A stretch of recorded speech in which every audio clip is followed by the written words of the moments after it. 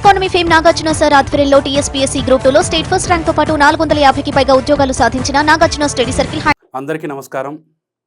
నా పేరు Nagaraju, faculty of history, Nagarjuna study circle. So ఈ నాగార్జున స్టడీ సర్కిల్లో సుమారు 12 సంవత్సరాలకు పైగా చరిత్రను నేను బోధిస్తూ ఉన్నాను. భారతదేశ చరిత్ర, ఆంధ్రదేశ చరిత్ర, తెలంగాణ చరిత్ర మరియు తెలంగాణ రాష్ట్ర ఉద్యమం ఆవిర్భావాన్ని ఈ నాగార్జున స్టడీ సర్కిల్లో నేను క్లాసెస్ తీసుకుంటూ ఉన్నాను.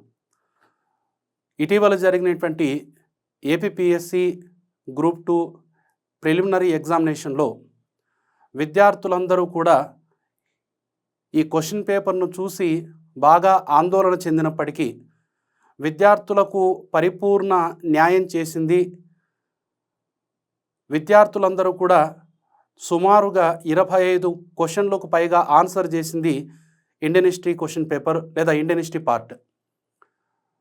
సో ముఖ్యంగా భారతదేశ చరిత్ర లేదా చరిత్రను విద్యార్థులు బలంగా నేర్చుకున్నట్లయితే, చరిత్రను నమ్ముకున్నట్లయితే అది ఎప్పటికీ కూడా మనకు ఒమ్ము చేయదు అనేటువంటి విషయాన్ని మరోసారి ఈ క్వశ్చన్ పేపర్ అందరికీ కూడా విశదీకరించడం జరిగింది. అందుకే చరిత్ర మీద మనం పరిపూర్ణమైనటువంటి, కూలంకషమైనటువంటి, లోతైన విశ్లేషణాత్మకమైనటువంటి అధ్యయనం చేసినట్లయితే ఎక్కువ మార్కులు ప్రతి పోటీ పరీక్షలో కూడా సాధించడానికి ఈ చరిత్ర మీకు బాగా ఉపయోగపడడం అనేటువంటి జరుగుతుంది. సో ఇక ఇటీవల ఏపీపీఎస్సీ నిర్వహించినటువంటి గ్రూప్ 2 ప్రిలిమినరీ ఎగ్జామినేషన్లో ఇండియన్ హిస్టరీకి సంబంధించినటువంటి ఈ 30 క్వశ్చన్లకు సంబంధించిన విశ్లేషణాత్మకమైనటువంటి అంశాన్ని మనం ఇప్పుడు పరిశీలిద్దాం. ఇవన్నీ కూడా దాదాపుగా పాత ప్రశ్నాపత్రాలకు సంబంధించినటువంటి ప్రశ్నలనే కొంత మార్చి అడగడం అనేటువంటి జరిగింది. కాబట్టి వీటి మీద మనం పరిపూర్ణ అవగాహన తెచ్చుకున్నట్లయితే రాబోయేటువంటి పోటీ పరీక్షల యొక్క సరళిని కూడా మనం చాలా స్పష్టంగా అర్థం చేసుకోవచ్చు. ఇందులో పరిశీలించండి. మొదటి క్వశ్చన్, కేరళలో ప్రారంభమైన వైకోమ్ సత్యాగ్రహం దేనికి సంబంధించినది? కేరళలో ప్రారంభమైన వైకోమ్ సత్యాగ్రహం దేనికి సంబంధించినది? ఇక్కడ వారు ఆప్షన్స్ ఏమని అడిగారు? 1 బాల కార్మికుల నిర్మూలన, 2 ఆలయ ప్రవేశ ఉద్యమం, 3 మహిళా విముక్తి, 4 వైష్ణవ ఉద్యమం. ఈ క్వశ్చన్కు ఆలయ ప్రవేశ ఉద్యమం అనేటువంటిది ఆన్సర్ అవుతుంది. ఏంటి వైకోమ్ సత్యాగ్రహం అంటే, కేరళ ప్రాంతాన్ని ట్రావెన్కోర్ అనేటువంటి సంస్థానంలో పరిపాలిస్తున్నటువంటి వారు ముఖ్యంగా కొంతమంది దళిత అస్పృశ్యులకు దేవాలయ ప్రవేశాన్ని నిరోధించడం జరిగింది. దేవాలయ పరిసర ప్రాంతాల్లో ఉన్నటువంటి రహదారులలో వారి యొక్క సంచారాన్ని కూడా నిషేధించడం జరిగింది. దాంతో 1924-25లో 1924-25లో ఈ వైకోమ్ సత్యాగ్రహం కాంగ్రెస్ పార్టీ ఆధ్వర్యంలో నిర్వహించబడడం జరిగింది. ముఖ్యంగా వైకోమ్ సత్యాగ్రహం అనేటువంటి ఇందులో దళితుల దేవాలయ ప్రవేశం కోసం ఈవి రామస్వామి నాయకర్ మొదలైనటువంటి ప్రముఖ జాతీయోద్యమ నాయకులు ఈ వైకోమ్ సత్యాగ్రహంలో అత్యంత ప్రముఖమైనటువంటి పాత్ర పోషించారు. తత్ఫలితంగా కేరళలో నిర్వహించబడినటువంటి ఈ సత్యాగ్రహ ఫలితంగా దళితులకు లేదా అస్పృశ్యులకు తిరిగి దేవాలయ ప్రవేశాన్ని కల్పించడం జరిగింది. రెండో క్వశ్చన్ మనం చూసినట్లయితే, గోవా, డామన్ మరియు డయ్యూలను పోర్చుగీస్ పాలన నుండి విముక్తి చేయడానికి భారత సాయుధ దళాలు చేసిన ఆపరేషన్ కోడ్ పేరేంటి? ఆపరేషన్ కోడ్ పేరు operation Vijay. Operation Vijay 1947 August 14 అర్ధరాత్రి ఆంగ్లేయులు భారతదేశానికి స్వతంత్రాన్ని ప్రకటించడం జరిగింది. 1954లో అప్పటి వరకు ఫ్రెంచ్ వారి ఆధీనంలో ఉన్నటువంటి పాండిచ్చేరి, యానాం, కరైకల్, మహే అను ప్రాంతాలు భారత ప్రభుత్వానికి ఫ్రెంచ్ ప్రభుత్వం శాంతియుతంగా అప్పగించడం జరిగింది. నెహ్రూ దౌత్య ఫలితంగా. కానీ గోవా, డయ్యూ, డామన్ అనేటువంటి ఈ ప్రాంతాలు పోర్చుగీస్ వారి ఆధీనంలోనే ఉండేవి. భారత ప్రభుత్వం యొక్క విజ్ఞప్తిని పోర్చుగీస్ ప్రభుత్వం ఏమాత్రం కూడా పట్టించుకోలేదు. సో తత్ఫలితంగా గోవాను విమోచన కల్పించేటువంటి విధంగా, గోవా ఇండియన్ యూనియన్లో విలీనమయ్యేటువంటి విధంగా భారత ప్రభుత్వం తప్పనిసరిగా ఆపరేషన్ విజయ్ అనేటువంటి ఈ ఆపరేషన్ నిర్వహించడం అనేటువంటి జరిగింది. 1961 డిసెంబర్ 18వ తారీఖున ఆపరేషన్ విజయ్ అనేటువంటి ఈ సాయుధ దళాల ఆపరేషన్ నిర్వహించబడడం జరిగింది. సో ఆపరేషన్ విజయ్లో విజయం సాధించినటువంటి భారత సాయుధ దళాలు గోవా, డయ్యూ, డామన్లను ఇండియన్ యూనియన్లో విలీనం చేసుకోవడం జరిగింది. సో అందుకే ప్రతి సంవత్సరం డిసెంబర్ 19వ తారీఖును గోవా విమోచన దినోత్సవంగా నిర్వహించడం జరుగుతుంది. సో ఈ ఆపరేషన్ విజయ్కి సంబంధించినటువంటి మరి కాస్త లోతైనటువంటి సమాచారాన్ని మనం గమనించినట్లయితే, ఆపరేషన్ విజయ్ సమయంలో భారత ప్రధానమంత్రి పండిట్ జవహర్లాల్ నెహ్రూ, ఆ కాలం నాటి కేంద్ర హోంశాఖ మంత్రి లాల్ బహదూర్ శాస్త్రి. ఇక్కడ చాలామంది ఏమనుకుంటారు అంటే, ఆపరేషన్ విజయ్ సమయంలో కేంద్ర హోంశాఖ మంత్రి అనగానే మనకు అందరూ కూడా సర్దార్ వల్లభాయ్ పటేల్ అనేటువంటి పేరుతో భ్రమపడేటువంటి అవకాశం ఉంటుంది. ఆపరేషన్ విజయ్ సమయంలో కేంద్ర హోంశాఖ మంత్రి లాల్ బహదూర్ శాస్త్రి. సో రెండవ క్వశ్చన్కి ఆన్సర్ 2. ఇక మూడవ క్వశ్చన్ మనం పరిశీలించినట్లయితే జతపరచుము. కర్ణాటక యుద్ధాలకు సంబంధించి కింది జతలను పరిగణించండి. మొదటి కర్ణాటక యుద్ధం ఏక్స్లా చాపెల్ అనేటువంటి సంధితో ముగిసింది. రెండవ కర్ణాటక యుద్ధం యాండూ ఒప్పందంతో ముగిసింది కాదు, ఇక్కడ ఇది తప్పు అవుతుంది. రెండవ కర్ణాటక యుద్ధం పాండిచ్చేరి, తిరుచునాపల్లి అనేటువంటి సంధుల ఫలితంగా ముగిశాయి. పాండిచ్చేరి, తిరుచునాపల్లి. మూడవ కర్ణాటక యుద్ధం ప్యారిస్ ఒప్పందం ప్రకారంగా జరిగింది. ఇందులో కర్ణాటిక్ అనేటువంటి ఈ ప్రాంతం యొక్క రాజధాని ఆర్కాట్.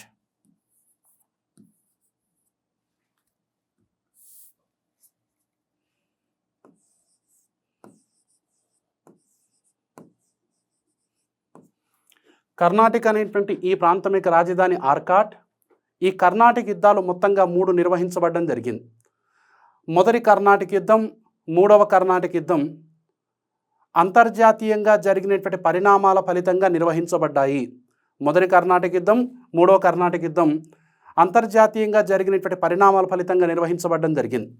ఈ మొదటి కర్ణాటక యుద్ధానికి తక్షణ కారణమే ఆస్ట్రియా వారసత్వ పోరాటం. అదే మూడవ కర్ణాటక యుద్ధానికి తక్షణ కారణం సప్తవర్ష సంగ్రామం. రెండవ కర్ణాటక యుద్ధం మాత్రమే దక్షిణ భారత వారసత్వ సమస్య. కాబట్టి ఇక్కడ రెండవ కర్ణాటక యుద్ధం యాండూ సంధితో కాదు, రెండవ కర్ణాటక యుద్ధం పాండిచ్చేరి, తిరుచునాపల్లి అనేటువంటి సంధుల ఫలితంగా ముగియడం జరిగింది. కాబట్టి ఇందులో 1 మరియు 3 పైన ఇచ్చినటువంటి జతలలో ఏవి సరిగ్గా సరిపోల్చబడ్డాయి అంటే 1 మరియు 3 ఇవి 2 కూడా సరైనవి, రెండవది మాత్రం సరైనది కాదు. అంటే 1 మరియు 3 మనకు 3 ఆప్షన్లో ఉంది. నెక్స్ట్ ఇక క్వశ్చన్ నెంబర్ 4ను మనం పరిశీలించినట్లయితే క్రింది జతలలో ఏది సరిగ్గా సరిపోల్చలేదు. సో ఇందులో బాబర్ అనేటువంటిది కాన్వా యుద్ధం 1527లో 1527లో బాబర్ చేసినటువంటి యుద్ధమే కాన్వా యుద్ధం. ఈ కాన్వా యుద్ధంలో బాబర్ రాణా సంగా లేదా రాణా సంగ్రామసింహ అనేటువంటి వ్యక్తిని ఓడించడం జరిగింది. నెక్స్ట్ అక్బర్ హల్దీఘాట్ యుద్ధం. అక్బర్ చేసినటువంటి యుద్ధం హల్దీఘాట్ యుద్ధం 1576లో అక్బర్ ఈ హల్దీఘాట్ యుద్ధంలో రాణా ప్రతాప్ సింగ్ను ఓడించడం జరిగింది. ఈ హల్దీఘాట్ యుద్ధాన్ని కామ్నేర్ యుద్ధం అని కూడా వ్యవహరిస్తారు.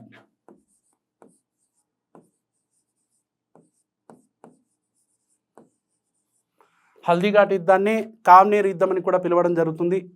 నెక్స్ట్ హుమాయూన్ చేసినటువంటి యుద్ధం బిల్గ్రామ్ అనేటకానొక యుద్ధం.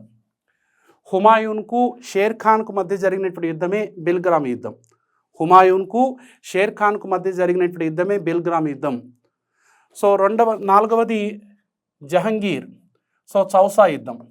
ఇది తప్పు, ఎందుకంటే చౌసా అనేటువంటి యుద్ధం హుమాయూన్కు షేర్ ఖాన్కు మధ్య జరిగింది, కాబట్టి ఇక్కడ జహంగీర్ అనేటువంటిది మనకు తప్పు అవుతుంది. చౌసా అనేటువంటి యుద్ధం హుమాయూన్కు షేర్ ఖాన్కు మధ్య జరిగింది. సో ఈ చౌసా అనేటువంటి యుద్ధంలోనే హుమాయూన్ ఓడిపోవడం అనేటువంటి జరిగింది, కాబట్టి నాలుగో దానికి ఆన్సర్ 4 అవుతుంది. నెక్స్ట్, సో 5th క్వశ్చన్ ఒకసారి మనం పరిశీలించినట్లయితే క్రింది సంఘటనను సరైన కాలక్రమంలో అమర్చండి. సో ఇటీవలి కాలంలో ఇటువంటి ప్రశ్నలు ఎక్కువగా అడగడం అనేటువంటి జరుగుతుంది. సో ఇలాంటి ప్రశ్నలకు మనం ఆన్సర్ చేయాలి అంటే ఖచ్చితంగా వాటికి సంబంధించినటువంటి ఇయర్స్ని, డేట్స్ని మనం గుర్తుపెట్టుకోవాలి. సో ఇందులో క్రిప్స్ మిషన్ 1942లో, గాంధీ ఇర్విన్ ఒప్పందం 1931, చౌరా చౌరీ సంఘటన 1922, పూనా ఒప్పందం 1932. సో ఈ 5th క్వశ్చన్కు ఆన్సర్ ఏమవుతుంది? 2 అవుతుంది. మొదట 1922లో జరిగినటువంటి చౌరా చౌరీ సంఘటన, నెక్స్టు ఈ యొక్క గాంధీ ఇర్విన్ ఒప్పందం, అనంతరం పూనా ఒప్పందం, చివరిది క్రిప్స్ రాయబారం. సో 1942లో జరిగినటువంటి క్రిప్స్ రాయబారం విఫలం కావడం వలనే క్విట్ ఇండియా ఉద్యమం ప్రారంభమైంది. అంటే క్విట్ ఇండియా ఉద్యమం ప్రారంభం కావడానికి తక్షణ కారణం క్రిప్స్ రాయబారం విఫలం. నెక్స్టు గాంధీ ఇర్విన్ ఒప్పందం. ఈ గాంధీ ఇర్విన్ ఒప్పందం జరిగిన తర్వాతనే గాంధీ ఉప్పు సత్యాగ్రహ ఉద్యమాన్ని విరమించుకొని 2వ రౌండ్ టేబుల్ సమావేశంలో పాల్గొనడం కోసం ఆయన లండన్కు వెళ్ళడం జరిగింది. నెక్స్ట్ చౌరా చౌరీ సంఘటన 1922 ఫిబ్రవరిలో ఉత్తరప్రదేశ్లోని గోరఖ్పూర్ జిల్లాలోని చౌరీ చౌరా అనేటువంటి ఒక కుగ్రామంలో భారత జాతీయ ఉద్యమకారులు 22 మంది పోలీస్ అధికారులను 22 మంది పోలీస్ అధికారులను సజీవ దహనం చేశారు. సో ఇక్కడ హింసాత్మకమైనటువంటి సంఘటన జరిగినటువంటి కారణంగా, ఈ చౌరీ చౌరా సంఘటన కారణంగా దేశవ్యాప్తంగా జరుగుతున్నటువంటి సహాయ నిరాకరణ ఉద్యమాన్ని గాంధీ నిలుపుదల చేయడం జరిగింది. నెక్స్ట్ పూనా ఒప్పందం. ఈ ఒప్పందం గాంధీ అంబేద్కర్ల మధ్య జరిగినటువంటి ఒప్పందం. కమ్యూనల్ అవార్డుకు వ్యతిరేకంగా గాంధీ పూనాలోని ఎర్రవాడ జైలులో నిరాహార దీక్ష చేస్తే గాంధీతో డాక్టర్ అంబేద్కర్ కుదుర్చుకునేటువంటి ఒప్పందమే పూనా ఒప్పందం, పూనా ప్యాక్ట్. సో కాబట్టి 5వ దానికి 2వది ఆన్సర్ అవుతుంది. నెక్స్ట్ 6, క్రింది ఏ చట్టం ద్వారా గవర్నర్ జనరల్ ఆఫ్ బెంగాల్ను భారత గవర్నర్ జనరల్గా నియమించారు? సో 1833 చార్టర్ చట్టం ప్రకారం 1833 చార్టర్ చట్టం ప్రకారం సో దీనిని గవర్నర్ జనరల్ ఆఫ్ బెంగాల్ను భారత గవర్నర్ జనరల్ ఆఫ్ ఇండియాగా నియమించడం అనేటువంటి జరిగింది. సో ముఖ్యంగా 1773 చార్టర్ చట్టం ప్రకారం కలకత్తా గవర్నర్ని governor general of Fort William అనేటువంటి పేరుతో నియమించడం జరిగింది.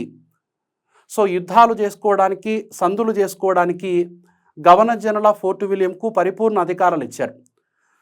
1833 చార్టర్ చట్టం ప్రకారం గవర్నర్ జనరల్ ఆఫ్ ఫోర్ట్ విలియంను లేదా గవర్నర్ జనరల్ ఆఫ్ బెంగాల్ను గవర్నర్ జనరల్ ఆఫ్ ఇండియా అనేటువంటి పేరుతో వ్యవహరించడం జరిగింది. అలా 1833 చార్టర్ చట్టం ప్రకారం మనకు first governor general of India lord William Bentinck. ఆ తర్వాత ఈ గవర్నర్ జనరల్ ఆఫ్ ఇండియా అనేటువంటి పదవిని 1858లో విక్టోరియా మహారాణి ప్రకటన తర్వాత వైస్రాయ్ అనేటి కానొక పేరుతో వ్యవహరించడం జరిగింది. నెక్స్ట్ క్వశ్చన్ నెంబర్ 7, భారతదేశం యొక్క వలస రాజ్యాల కాలంలో క్రింది వడబోత సిద్ధాంతం దేనికి సంబంధించినది? సో ఈ వడబోత సిద్ధాంతాన్ని డౌన్వర్స్ ఫిల్ట్రేషన్ థియరీ అని చెప్పేసి పిలుస్తారు. డౌన్వర్స్ ఫిల్ట్రేషన్ థియరీ. సో ఈ డౌన్వర్స్ ఫిల్ట్రేషన్ థియరీ, ఈ వడబోత విధానం విద్యకు సంబంధించినది. ఎడ్యుకేషన్కు సంబంధించినది. సో ఏంటి దీనికి సంబంధించినటువంటి సమాచారం అంటే, ఆనాడు భారతదేశానికి ఎటువంటి విద్యా విధానం అవసరమో పరిశీలించమని governor general Lord William Bentinck తన న్యాయశాఖ సభ్యుడైనటువంటి మెకాలేని ఆదేశించాడు. మెకాలే భారతీయులకు ఆంగ్ల విద్యా విధానం అవసరం అని వర్ణిస్తూ ఈ వడబోత విధానాన్ని డౌన్వర్స్ ఫిల్ట్రేషన్ థియరీని రూపొందించడం జరిగింది.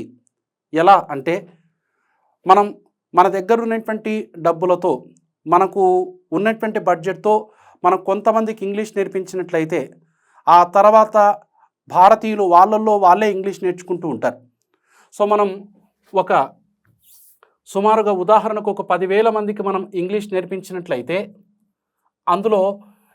ఇందులో ఒకడు ఇంకొక 10,000 మందికి ఇంగ్లీష్ నేర్పించడం జరుగుతుంది. మరొక 10,000 మందికి ఇంగ్లీష్ నేర్పించడం జరుగుతుంది. మరొక 10,000 మందికి ఇంగ్లీష్ నేర్పించడం జరుగుతుంది. ఇందులో మరొక 10,000 మందికి ఇంగ్లీష్ నేర్పిస్తాడు. సో ఈ విధంగా పైనుంచి వడబోత విధానం లాగా ఎడ్యుకేషన్ అనేటువంటిది, ముఖ్యంగా ఆంగ్ల విద్యా విధానం అనేటువంటిది సామాన్యమైనటువంటి వ్యక్తులకు కూడా చేరువవుతుంది అని మెకాలే వివరించడం జరిగింది. డౌన్వర్స్ ఫిల్ట్రేషన్ థియరీ.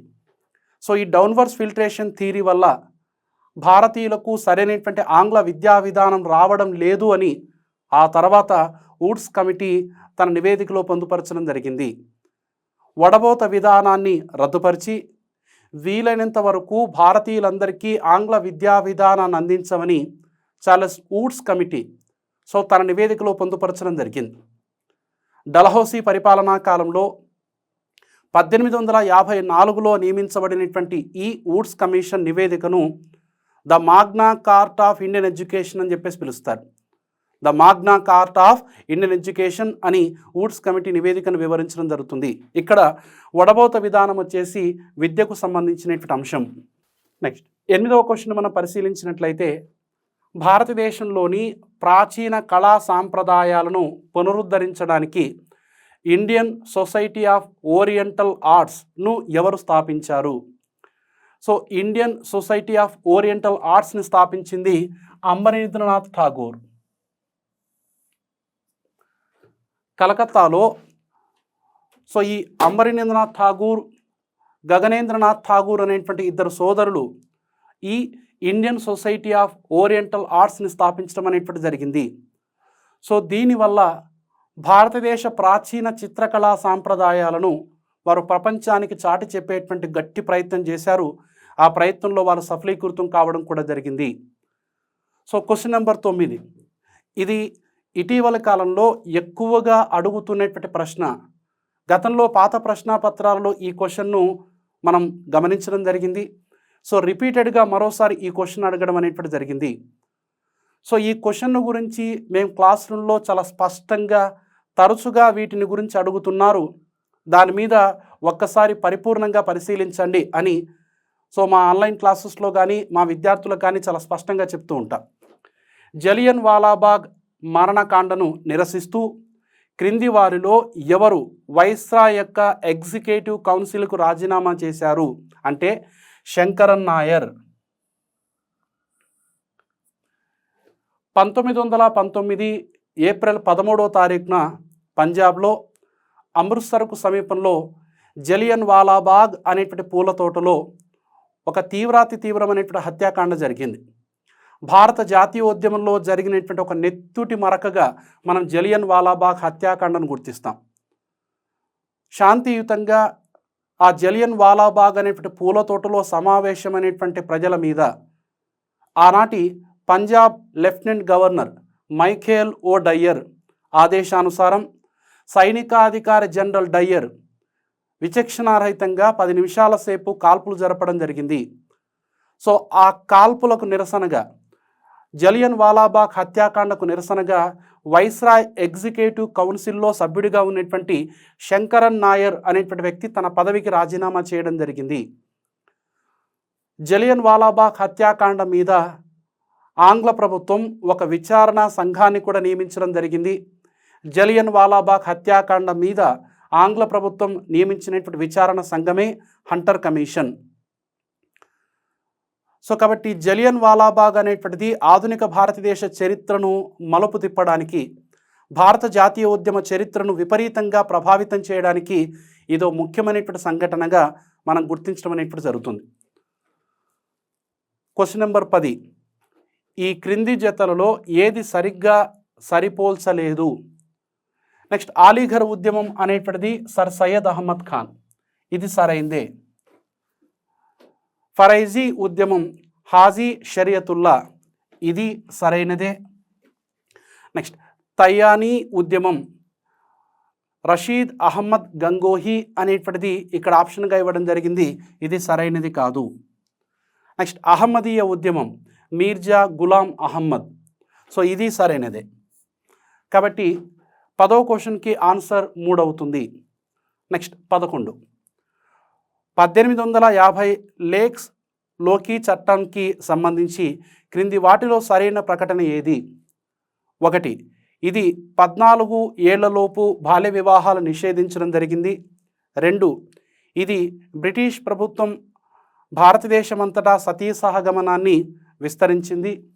3, ఇది క్రైస్తవ మతంలోకి మారిన హిందువులకు పూర్వీకుల ఆస్తిని వారసత్వంగా పొందే హక్కును అందించినది. సో ఇది సరైనది. సో ఇది ప్రకటనలో సరైనది వచ్చేసి ఇది క్రైస్తవ మతంలోకి మారిన హిందువులకు పూర్వీకుల ఆస్తిని వారసత్వంగా పొందే హక్కును అందించినది. ఈ చట్టాన్ని ఆనాటి గవర్నర్ జనరల్ డల్హౌసీ ప్రవేశపెట్టడం జరిగింది. సో ఇది వితంతు వివాహాలకు చట్టపరమైనటువంటి గుర్తింపునిచ్చింది, ఇది సరైనది కాదు. సో వితంతు వివాహాలకు చట్టపరమైనటువంటి గుర్తింపునిచ్చింది డల్హౌసీ కాలంలో 1856లో హిందూ వితంతు పునర్వివాహ చట్టం, Hindu widow remarriages act. So కాబట్టి 11వ క్వశ్చన్కి ఆన్సరు 3 అవుతుంది. నెక్స్ట్ 12, సో ఇటీవల కాలంలో ఈ ప్రశ్న ఎక్కువగా అడగడం అనేటువంటి జరుగుతుంది. ఒక మంచి యూరోపియన్ లైబ్రరీ యొక్క సింగిల్ షెల్ఫ్ భారతదేశం మరియు అరేబియాలోని మొత్తం స్థానిక సాహిత్యం కంటే విలువైనది అని ఎవరు చెప్పారు? సో దీన్ని ఆనాడు థామస్ మెకాలే. సో ఈయన భారతీయులకు ఆంగ్ల విద్యా విధానం అవసరం అని తన నివేదికను సమర్పిస్తూ, ఆ నివేదికనే మెకాలే రిపోర్ట్ అని కూడా వ్యవహరిస్తారు. భారతదేశ సాహిత్యం, భారతదేశ విజ్ఞానం, అరేబియన్ విజ్ఞానం గొప్పవే, కానీ ఈ విజ్ఞానం లండన్ విశ్వవిద్యాలయంలో ఉన్నటువంటి ఒక సెల్ఫ్కు సమానం కావు, లండన్ విశ్వవిద్యాలయంలో ఉన్నటువంటి ఒక ర్యాక్కు సమానం కావు. కాబట్టి భారతీయ విజ్ఞాన విధానం కన్నా, అరేబియన్ విజ్ఞానం కన్నా ఆంగ్ల విద్యా విధానం గొప్పది అని వివరిస్తూ ఈయన ఈ అద్భుతమైనటువంటి కొటేషన్ వివరించడం జరిగింది. ఇటీవలి కాలంలో తరచుగా వీటి మీద ఎక్కువగా ప్రశ్న అడగడం జరుగుతుంది. కాబట్టి దీని గురించి ఒక్కసారి విద్యార్థులు బాగా స్పష్టంగా పరిశీలించండి. నెక్స్ట్ 13, క్రింది వాటిలో ఏది సరిగ్గా సరిపోలలేదు? వ్యక్తి సంస్థ సేవా సదన్ బెహరాంజీ ఎం మల్బారీ, దేవ్ సమాజ్ రాధాకాంత్ దేవ్, ఇది సరైంది కాదు. సేవా సమితి పండిత్ హరిదయానాథ్ కుంజ్రు. 4, బహుజన సమాజ్ ముకుందరావు పాటిల్. సో ఇందులో ఈ దేవ్ సమాజ్ అనేటువంటిది సరైనది కాదు. నెక్స్ట్ 14, క్రింది వాటిలో బ్లూ వాటర్ పాలసీని ఎవరు ప్రవేశపెట్టారు? బ్లూ వాటర్ పాలసీని ప్రవేశపెట్టింది ఆనాడు ఫ్రాన్సిస్కో డి అల్మిడా. పోర్చుగల్ వ్యాపార స్థావరాలకు తొలి గవర్నర్గా నియమించబడినటువంటి Francis de Almeida blue water policy, నీటి విధానాన్ని ప్రవేశపెట్టాడు. ఏంటి బ్లూ వాటర్ పాలసీ అంటే సముద్రంపై ఆధిపత్యం. అల్మిడా తరచుగా వ్యవహరించేటువంటి వాడు. మనం ఎంతకాలం వరకు సముద్రంపై ఆధిపత్యం వహిస్తామో అంతకాలం భారతదేశంలో మనం వ్యాపారం నిర్వహించుకోగలుగుతాము అని. కాబట్టి నీటి విధానం వల్ల, సముద్రంపై ఆధిపత్యం వల్ల పోర్చుగీస్ వారు ప్రారంభంలో అద్భుతమైనటువంటి వ్యాపారాలను నిర్వహించుకోగలిగారు. ఇతను పోర్చుగల్ వ్యాపార స్థావరాలకు తొలి గవర్నర్గా నియమించబడినటువంటి వ్యక్తి. నెక్స్ట్ క్వశ్చన్ నెంబర్ 15, బ్రిటిష్ పాలన యొక్క లాటరీ కమిటీ 1817 దేనికి సంబంధించినది? 1817లో ఈ బ్రిటిష్ పాలనలోని లాటరీ కమిటీ అనేటువంటిది పట్టణ ప్రణాళికకు సంబంధించినది. 1817లో కలకత్తా నగరం ఏ విధంగా రూపొందించబడాలి, కలకత్తా నగరం ఏ విధంగా అభివృద్ధి చెందాలి అనే విషయం గురించి వీరి కమిటీని ఏర్పాటు చేయడం జరిగింది. కాబట్టి టౌన్ ప్లానింగ్, పట్టణ పరిపాలన ఆర్ పట్టణ ప్రణాళిక. Question number 16. క్రింది అశోకుని స్తూప శాసనాలలో ఏది లుంబిని యొక్క భూ ఆదాయం రేటు 8వ వంతుకు తగ్గించబడింది అని పేర్కొనడం జరిగింది? అదే రుమిందై స్తంభ శాసనం. రుమిందై స్తంభ శాసనం. సో గ్రీకులు లుంబిని వనాన్ని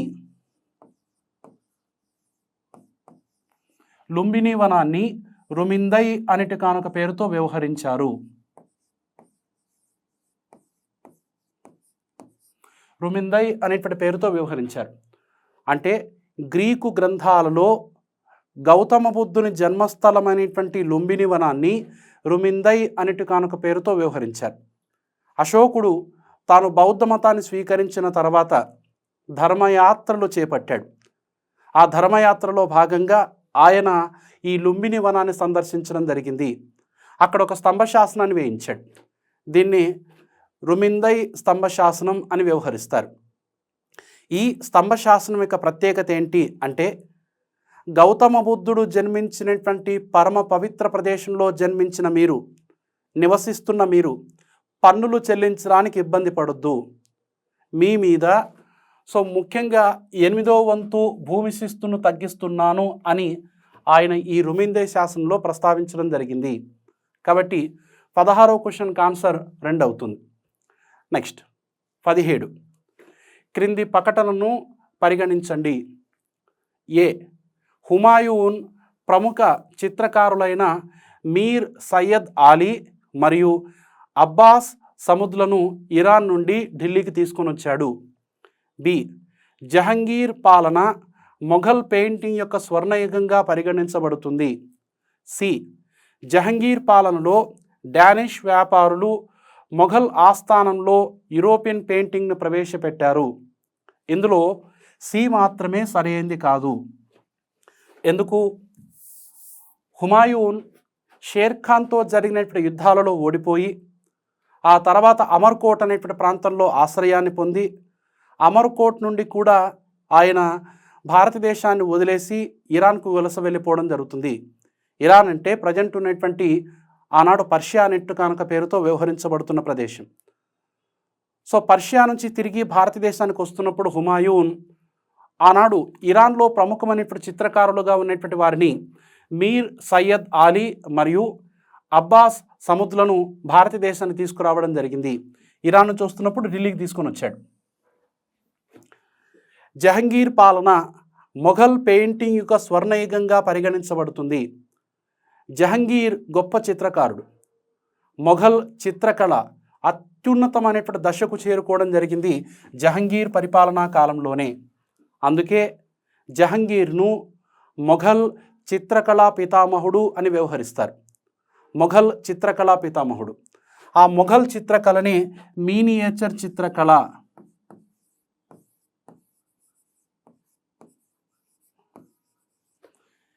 మీనియేచర్ చిత్రకళ అని వ్యవహరించడం జరుగుతుంది. ఏంటి మీనియేచర్ చిత్రకళ అంటే, మీనియేచర్ చిత్రకళలో ఎక్కువగా ప్రకృతి పరిశీలన గొప్పగా ఉంటుంది. అలానే గోడల మీద, పైకప్పుల మీద, వస్తువుల మీద అద్భుతమైనటువంటి చిత్రాలను చిత్రించేవారు.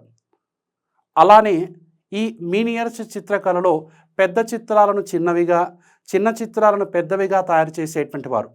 మొఘల్ చిత్రకళ జహంగీర్ పరిపాలనా కాలంలో అత్యున్నతమైనటువంటి దశకు అందుకోవడం జరిగింది. ఈ జహంగీర్ పరిపాలనా కాలంలో ఉస్తాద్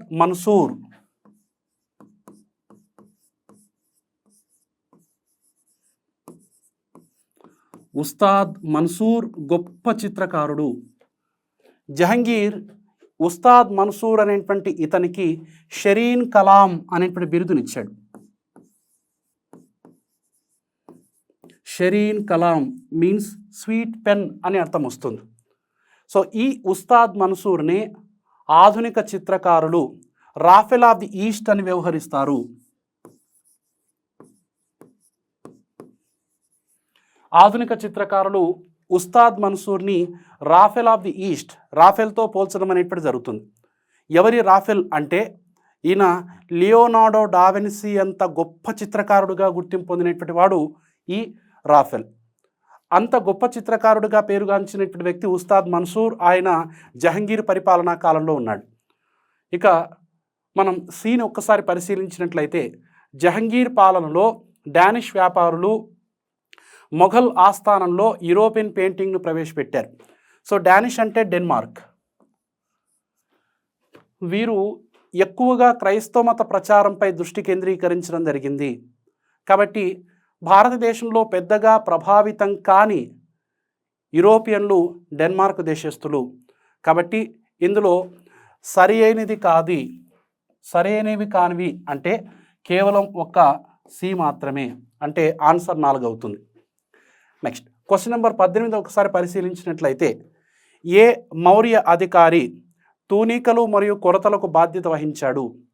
మౌర్యుల పరిపాలనా కాలంలో మొత్తంగా 34 పరిపాలనా శాఖలు ఉండేవి. ఒక్కొక్క శాఖకు ఒక్కొక్క పరిపాలనా అధ్యక్షుడు ఉండేటువంటి వాడు. ఇక్కడ తూనికలు కొలతలు వెయిట్స్ అండ్ మెజర్స్కి ముఖ్యంగా పౌత్వాధ్యక్ష అనేటువంటి వ్యక్తి తూనికలు కొలతలకు శాఖాధ్యక్షుడిగా బాధ్యత వహించేటువంటి వాడు. క్వశ్చన్ నెంబర్ 19 అండము, హర్మిక మరియు ఛత్రము అనేవి క్రింది బౌద్ధ స్మారక కట్టడాలలో దేంట్లో అంతర్భాగం అంటే స్తూపంలో. స్తూపం యొక్క నిర్మాణాన్ని మనం ఒకసారి పరిశీలించినట్లయితే ఇది మనకు బాగా అర్థమవుతుంది.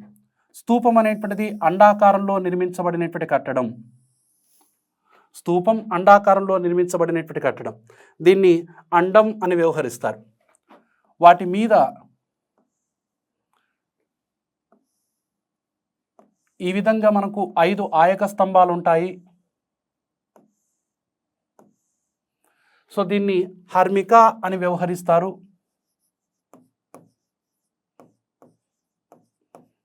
సో దాని మీద ఈ విధమైనటువంటి ఛాత్రం ఉంటుంది.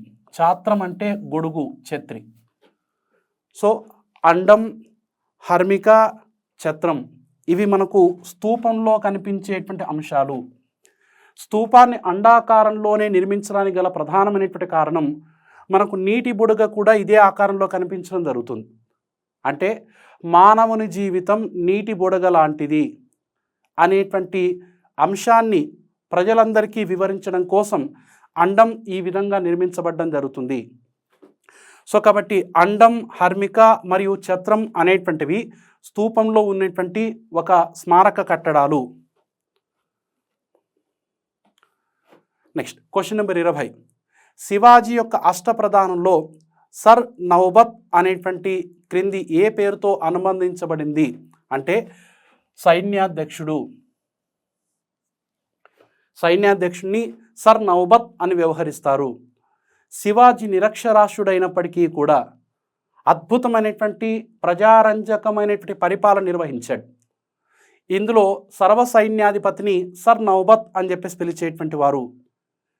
శివాజీ యొక్క యుద్ధ పద్ధతిని గెరిల్లా యుద్ధ పద్ధతి అని చెప్పేసి పిలుస్తారు. శివాజీ దండయాత్రలో ముఖ్యంగా రాజకీయపరమైనటువంటి దాడులు మాత్రమే నిర్వహించాలని, దండయాత్రల సమయంలో ప్రార్థనా మందిరాల మీద, మహిళలు, చిన్నపిల్లల మీద, పంట పొలాల మీద ఏ విధమైనటువంటి దాడులు నిర్వహించవద్దు అని తన సైన్యానికి చాలా స్పష్టమైనటువంటి ఆదేశాలు ఇవ్వడం జరిగింది.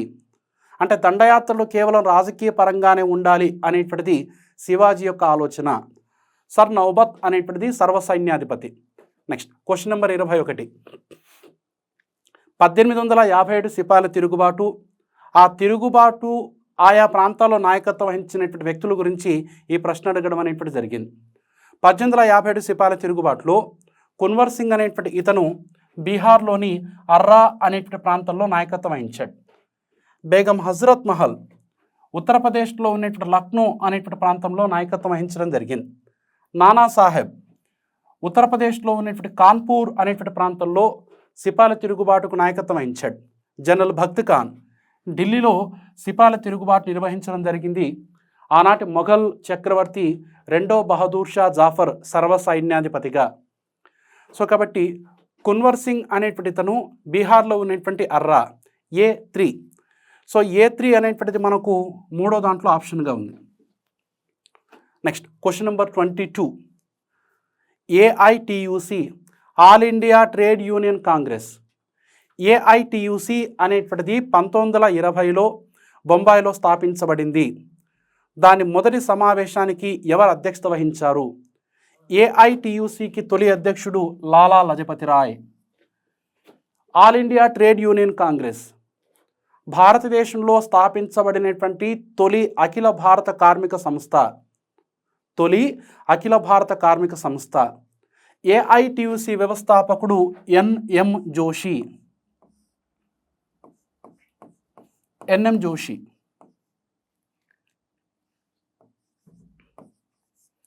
నారాయణ్ మల్హర్ జోషి. NM జోషిని భారత కార్మికోద్యమ పితామహుడు అని వ్యవహరిస్తారు. NM జోషి భారత కార్మికోద్యమ పితామహుడు, the father of Indian trade union movement. NM Joshi 1920లో బొంబాయిలో AITUC అనేటువంటి తొలి అఖిల భారత కార్మిక సంస్థను స్థాపించడం జరిగింది. కానీ దాని తొలి అధ్యక్షుడు లాలా లజపతి రాయ్. తొలి కార్యదర్శి Seth Chaman Lal.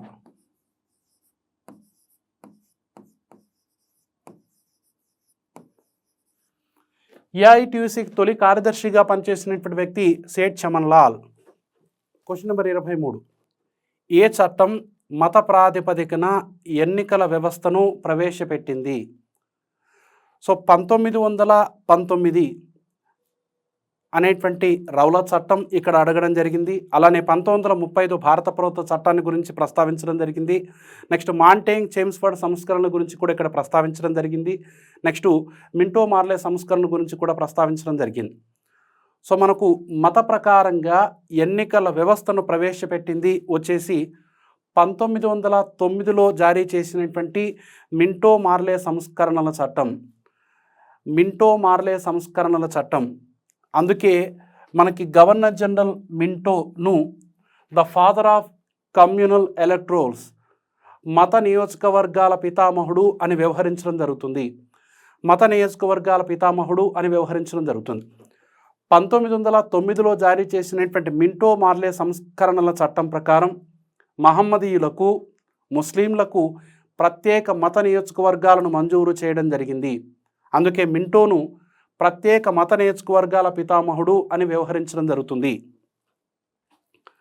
Next question number 24.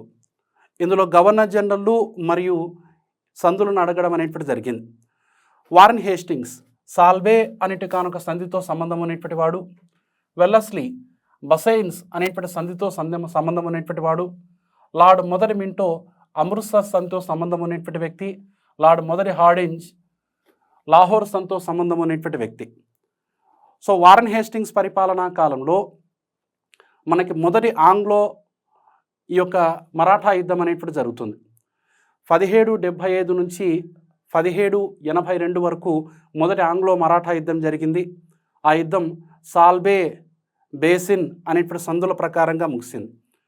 Next Wellesley కాలంలో బేసిన్ అనేటికానొక సంధి మనం గమనించవచ్చు. లార్డ్ మొదటి మింటో మహారాజా రంజీత్ సింగ్తో 1809లో అమృత్సర్ సంధిని చేసుకోవడం జరిగింది. నెక్స్ట్ మొదటి హార్డింజ్ మొదటి ఆంగ్లో సిక్ యుద్ధ సమయంలో లాహోర్ సంధిని చేసుకోవడం జరిగింది. కాబట్టి ఆన్సర్ 1, 2, 3, 4 1 అవుతుంది. Question number 25. క్రింది వాటిలో హరప్పా ప్రదేశం కానిదేది? క్రింది వాటిలో హరప్పా ప్రదేశం కానిదేది? సత్కజందారో హరప్పా ప్రదేశమే. సర్కోటడ హరప్పా ప్రదేశమే. సౌహాగౌరా ఇది హరప్పా ప్రదేశం కాదు. రాఖీగరి హరప్పా ప్రదేశమే. సో ఇందులో సౌహరాగౌరా అనేటువంటి ఇది వచ్చేసి అశోకుని కాలంలో ఒక శాసనం అక్కడ వేయించబడడం జరిగింది.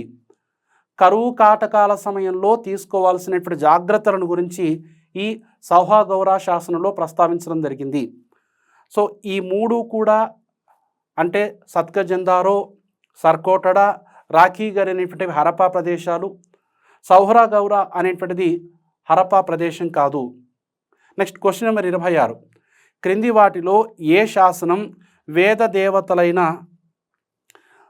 ఇంద్ర, వరుణ, మిత్ర, నసత్య అనేటువంటి పేర్లను పేర్కొనింది? సో ముఖ్యంగా భోగజ్కొయి శాసనం. ఈ భోగజ్కొయి శాసనం ప్రకారమే ఆర్యులు మధ్య ఆసియా ప్రాంతం నుండి భారతదేశానికి వలస వచ్చారు అని మాక్స్ ముల్లర్ చాలా స్పష్టంగా విశదీకరించడం జరిగింది. మనకు టర్కీలో క్యూనిఫామ్ లిపిలో క్రీస్తుపూర్వం 1450 ప్రాంతంలో వేయించబడినటువంటి ఈ భోగజ్కొయి శాసనంలో ఆర్య దేవతలైనటువంటి ఇంద్ర, వరుణ, నసత్య అనేటువంటి దేవతల పేర్లు ప్రస్తావించడం జరిగింది. సో భోగజ్కొయి అనేటువంటిది దీనికి ఆన్సర్ అవుతుంది. Next question number 27. వరాహమిహిరుడు రచించినటువంటి రోమక సిద్ధాంతం దేనికి సంబంధించినది? వరాహమిహిరుడు రచించినటువంటి రోమక సిద్ధాంతం వాస్తవానికి జ్యోతిష్యానికి సంబంధించినది, అంటే ఖగోళ శాస్త్రానికి సంబంధించినదిగా మనం గుర్తించవచ్చు. వరాహమిహిరుడు గుప్తుల పరిపాలనా కాలంలో 2వ చంద్రగుప్త విక్రమాదిత్యుని కాలంలో ఉన్నటువంటి నవరత్నాల్లో ఒకడు. ఈయన ఈ యొక్క రోమక సిద్ధాంతం అనేటువంటి గ్రంథంలో జ్యోతిష్యాన్ని గురించి చాలా స్పష్టంగా పేర్కొనడం జరిగింది. Next question number 28. క్రింది వాటిలో హర్షుడు రాయని పుస్తకం ఏది? హర్షవర్ధనుడు రచించిన గ్రంథాలేంటో తెలిస్తే రచించని గ్రంథం ఏంటో మనం అర్థం చేసుకోవచ్చు. హర్షవర్ధనుడు సంస్కృతంలో ప్రియదర్శిని, రత్నావళి, నాగానందం అనేటువంటి గ్రంథాలు రచించాడు. రచించని గ్రంథం కాదాంబరి.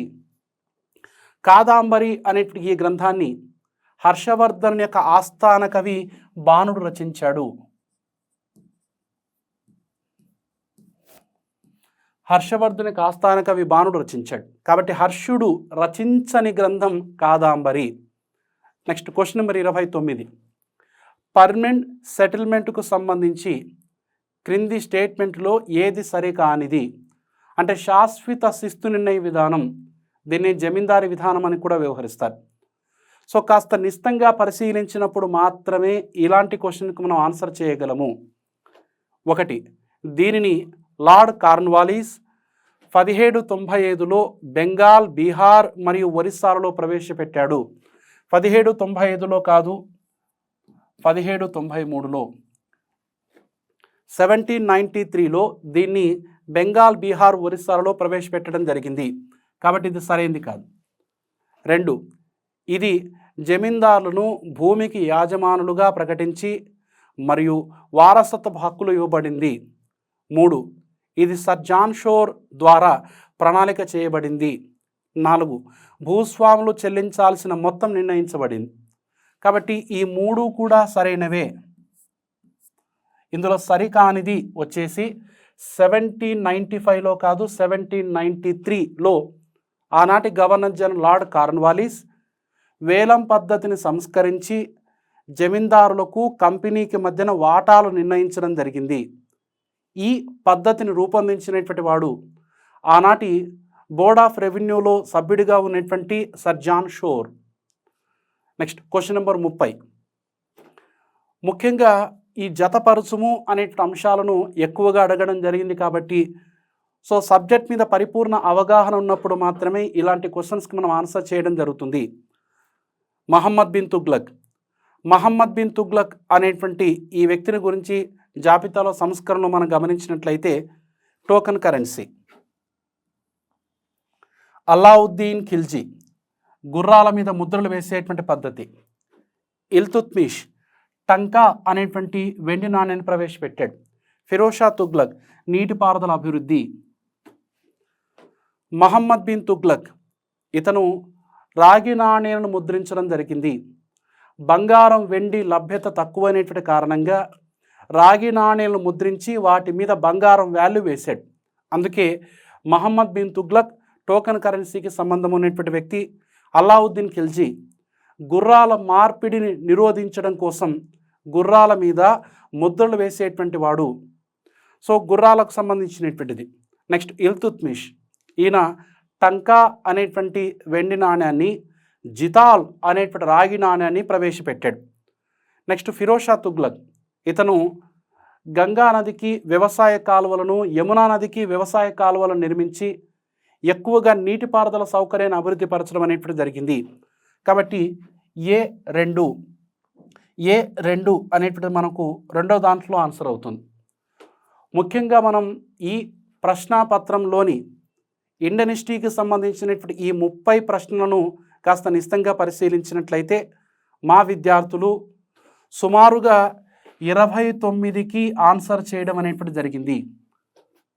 కొంతమంది 30కి 30 కూడా ఆన్సర్ చేయడం అనేటువంటి జరిగింది.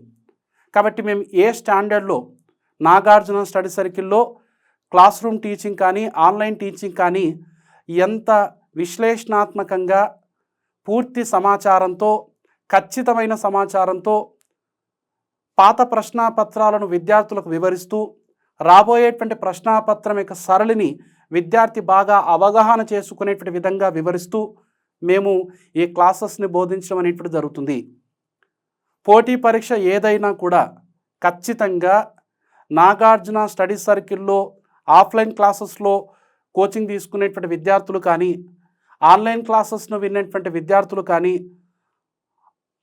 అత్యుత్తమంగా ప్రశ్నాపత్రాన్ని సాల్వ్ చేసి ఖచ్చితంగా అత్యున్నతమైనటువంటి ఉద్యోగం పొందేలాగా మేము వారికి తర్ఫీజ్ ఇవ్వడం జరుగుతుంది. సో ఈ మొత్తం ప్రశ్నలకు సంబంధించినటువంటి వాటి గురించి మనం పరిపూర్ణమైనటువంటి ఆన్సర్స్తో కూడినటువంటి అంశాలను గురించి ఇంతవరకు ప్రస్తావించుకోవడం జరిగింది. Thank you.